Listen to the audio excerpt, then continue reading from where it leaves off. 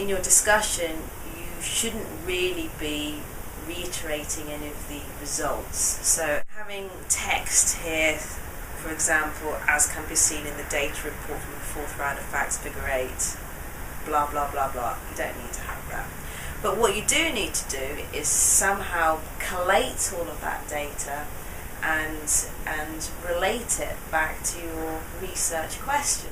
Now, in a discussion, the most easiest way to actually structure your discussion is to say, okay, I'm going to write about 3 or maybe 4 points. And this student has done this very nicely. He's talked about the transfection protocol and the reprogramming protocol, and he's discussed that very, very nicely. He then moves on to the gene expression data. He then focused on how siRNA could be successfully used for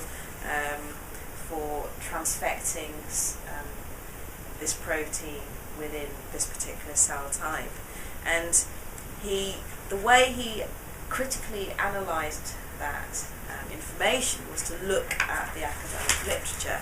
So he talks in detail about how other people have used this particular transfection protocol within their cell types, and what sort of problems that they have encountered. So this is all done on the next section on transfection efficiency. He then ends this area of research by bringing everything together. And if we look at his section on future perspectives, he explains very nicely how some of these proteins could be used or selected for identifying reprogrammed stem cells, and how this relates to nuclear compliance and the mechanical effects of the cells.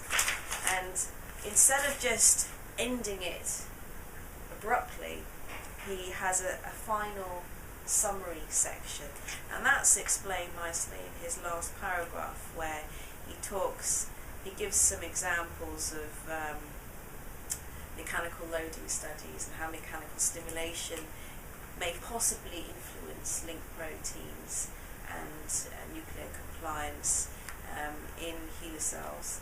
And he ends with a conclusion which essentially just summarises very nicely what the project found, what the project did and what the project found. Now compare that to this student's work, where again this is a very slightly different project, because it was an engineering design driven project, so there was a lot of design requirements in there. However, he was developing a technology, and what he attempted to do was to analyse the academic literature by examining the technologies, the types of terahertz systems that people have used for analysing various proteins, various tissues and cell types.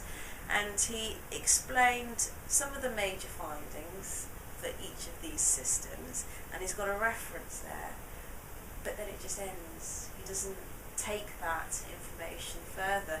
And what really he should have done was, like the first student's example, was to actually, okay, these are what these research groups found, but what's the relevance of all of this information? You know, how could I use this information? So he needed to really critically analyse that data.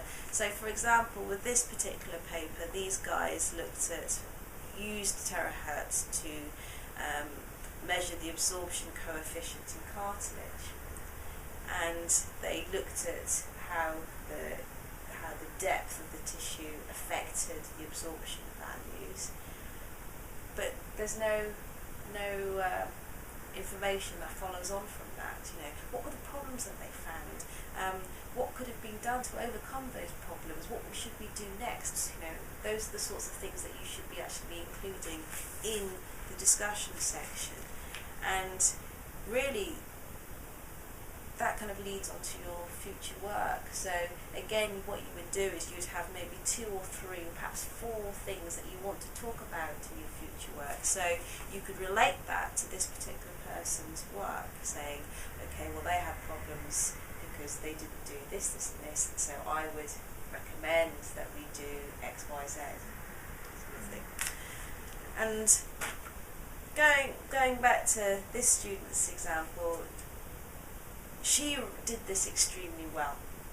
She took her findings, she had a paragraph which summarised exactly what she found, and she then related that very nicely to the academic literature. So you can see she's explaining that these guys, there's about 4 or 5 different references in here, and what sort of data they found for ROS production under the different oxygen tensions, and how it contradicts some of the other research groups.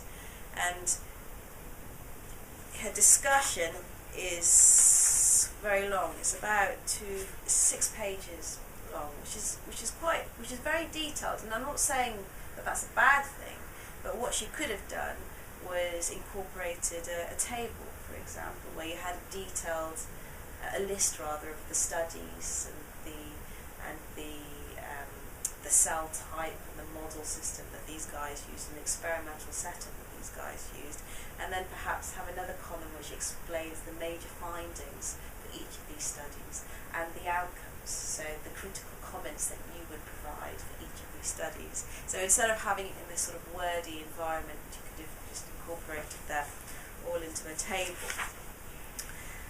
She ends her discussion by summarising her findings and how it relates to the aims and objectives of her project. And overall, this was a very, very good example of a discussion.